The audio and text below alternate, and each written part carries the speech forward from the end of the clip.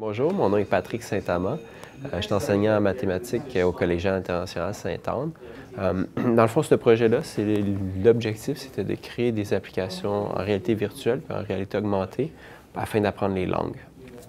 Donc, pour un projet comme ça, il fallait être capable d'intégrer plusieurs choses. Fait que j'ai décidé d'amener quelqu'un dans ce projet-là qui était Hélène Rompré, qui est spécialiste pour les langues. Puis le but, c'était de créer ces applications-là, puis les tester sur des étudiants ou des personnes pour voir si ça va fonctionner. Fait que dans le cas de la réalité virtuelle, on a fait une application où les personnes apprennent les mots dans un espace complètement immersif, en plaçant, disons, par exemple, la pomme à un endroit, selon les instructions.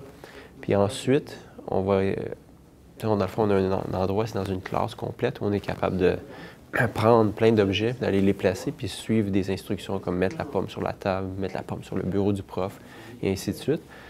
Puis, ce qu'on veut tester, c'est voir si ça va permettre aux personnes d'apprendre vraiment les langues parce que tu es dans un espace immersif, puisque tu ne ferais peut-être pas normalement. Aller prendre une pomme et la mettre sur le bureau du prof, tu ne le ferais pas normalement. Fait que c'est essayer de voir si le fait de bouger et d'être dans l'espace, ça va nous permettre d'apprendre les mots plus facilement. Fait que nous, quand on a fait l'application en roumain, comme ça, on va être capable de tester avec plusieurs étudiants, probablement du collège, et ainsi de suite. Ça va être la partie plutôt Hélène, faire les méthodologies, puis être capable de bien savoir s'il y a un effet. Fait que ça, c'est une des applications. Puis j'ai eu l'aide de ces trois incroyables étudiants-là. On a Mathieu, Justin puis Daniel, puis je les avais eu dans le cours du Makerspace, un cours de Makerspace, puis ils étaient vraiment excellents. Fait que je me suis dit, pour ce projet-là, ça valait la peine de les embarquer. Fait que c'est vraiment bien travaillé avec des étudiants, il y a un dynamisme. Puis là, si on les regarde, on voit qu'ils sont encore travaillés à pousser l'application.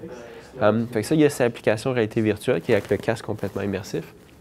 Puis de l'autre côté, moi, je travaille aussi avec le casque HoloLens, qui est une lunette sans fil qui permet de projeter de voir dans l'environnement des objets 3D, mais pas sans fermer le tout. Fait que je pourrais te voir, puis j'aurais l'objet 3D qui serait à côté, comme je pourrais avoir une personne avec la main sur ton épaule, et ainsi de suite.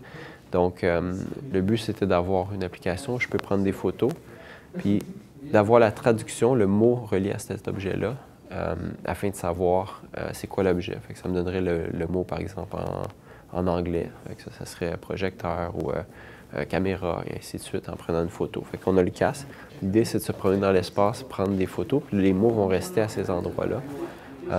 Puis ça nous permet de les apprendre parce on voit l'objet, puis on voit tout le temps le mot qui est là, qui est juste un petit peu au-dessus. J'ai pris cette même application-là, puis je l'ai développée ensuite pour Android. Ça me donnait accès à l'intelligence artificielle de Watson, qui permet d'avoir des voix vraiment supérieures. On est capable de vraiment entendre une tonalité de voix avec l'accent parfait dans 6 langues différentes, japonais, allemand, italien, espagnol, anglais et français. Peut-être j'en ai fait plus, mais c'est un peu l'idée. Donc, ça, c'est les 3 applications. Puis il y a eu beaucoup de personnes, il y a beaucoup de choses. Il y a eu beaucoup de soutien de Sainte-Anne, ce qui est quand même assez incroyable, et du gouvernement du Québec. Donc,